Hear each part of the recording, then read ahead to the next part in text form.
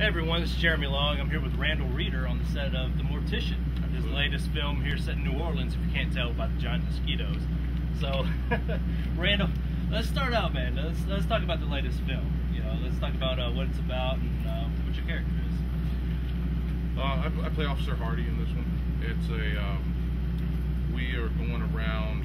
The story's about a mortician, and played by Method Man. He's this mortician. He's a real cold, icy guy.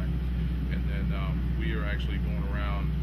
We are correctional officers who use the inmates to pick up the corpses on the dead bodies and all that laying around the streets.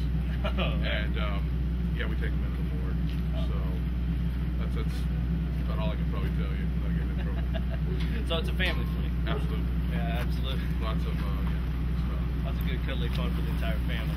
Well, tell me, let's go back to the beginning. Let's just rewind to the beginning. How did you first get started in acting and everything? Because I know a little bit you were a professional wrestler at one point. I was. Actually, I was encouraged to be a professional wrestler, and I really decided to be when I saw Jesse Ventura in Predator, and I was just like, oh hell yeah, that's what I want to do the rest of my life. I want to blow stuff up. So so I pursued wrestling and did that for years, and I always hoped that it would just parlay into a acting career, and it did. So that's what I do now. Yeah, man.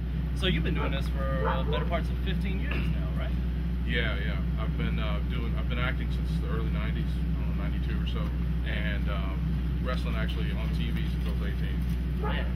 First TV match was 18. So you spent almost your entire adult life in front of the camera. I have, and I'm still camera shy. It's great. Yeah, that's right, man. Well, let me ask you, man. Out of all years of doing this, have you ever, whenever you were first starting out, had doubts that you were doing the right thing? I mean, not since yesterday. Yeah. No. It's yeah. I mean, you have your doubts, but you push through it. I mean, am I doing the right thing? Is it worth the sacrifice? I mean, I have a story of, I was in Hollywood and a friend of mine that I bounced at a bar, and or a sushi bar, and he was a waiter. He's a real good friend of mine, but he just said, man, I saw you on TV again the other day, man, you're so lucky. And I looked at him and I was just like, man, if you weren't my friend, I swear to God, I'd knock you out right now. Because if I go home and my motorcycle's stolen out of the driveway, I've lost everything a man could possibly lose to be here. Wow. I mean, so it's about what you're willing to give up and what you're willing to sacrifice, but I got family and friends that support me and still love me through all the abusive moments. Yeah, life is thrown at us. Absolutely, man. I tell you, I was telling the guys earlier, man. I remember seeing you in the '90s, man, on ER. Kobayashi, right? Oh yeah. I remember before I ever even met this guy, man. I remember that part. Yeah. So I mean, there you go, right there. You make an impression on me, but Randal's 6'7", 300 something pounds. Yeah.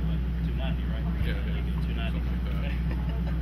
300 plus. That's all I go for. 300 plus. Yeah. There you go. I really don't know because weights on the scales only go up 350. Oh, okay. So I just guesstimate. There you go, Yokozuna. Yeah. There you go. Yeah. Man, well, let's talk about let's talk about the business side of it. Okay. How important in your 15 years of doing this? How important are first impressions in acting?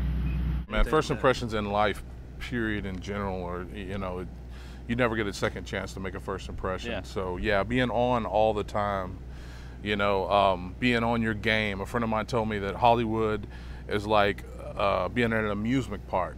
Everybody gets their shot. It's just when your shot comes along, does it find you slipping? Yeah. Are you ready to go all the time? And that's what you have to be. You have to be like a minute man, because you never know who you're gonna bump into, or who that person's going to be in 5 years, you know. So yeah, first impression, second impression. I mean, you got to make a good impression, man. Most definitely. Never let them see you sweat. Yeah, exactly, man. Well, you know it's hot, but it's New Orleans, baby. It's New Orleans. You're gonna sweat no matter what, no matter what. So staying in that same kind of vein, first impressions and everything else, that networking and things like that. I mean, people out there are trying to be professionals and things like that. A lot of actors coming up, a lot of directors coming up. I mean, what's the importance of networking? I mean, networking, yeah. I mean, that's where it really comes from. You make your relationships, and often your relationships that you made years ago are who you're working with now. You know, the people you come up with, and that's also who you can trust. You know, so you got like, you know, why is there an entourage? Well, it's because those guys were with you and believed in you, and you could trust them then, and now you can trust them now. Yeah. You know, when you're a millionaire, when you're balling and all that kind of stuff. Yeah. So yeah, I mean, but networking, you know, that's life, is making connections, man. That's this business, making connections. It's who you know, not what you know. Yeah. You know, I mean, you go in and you kill it, you do a good job, but you know, in order to get that audition and to kill that audition and book that role, you've had to have got an agent. Most of the time, especially in Hollywood, man, I mean, you've had to know someone to get an agent. Yeah. You know, it's like, oh man, let me hook you up with my agent. I'll call them and tell them that you're a good dude, and they'll see you, because man, they don't have time to see everybody. No. I mean, it's flooded with bartenders that want to be actors in Hollywood. You know, so yeah, I mean, just that connection and that networking. That's how you get everything. That's from the start to finish, man. Absolutely. Well, you know, and saying that, man, you have an interesting philosophy on life, man. You know, I mean, you end every email with namaste. You know, it's kind of a yoga thing, man, but it's very zen-like. I mean, in this high-stress industry, how do you deal with all you got that? Yeah. It was a while before I could put namaste on my email, because it was a while before I could recognize divinity in every human being.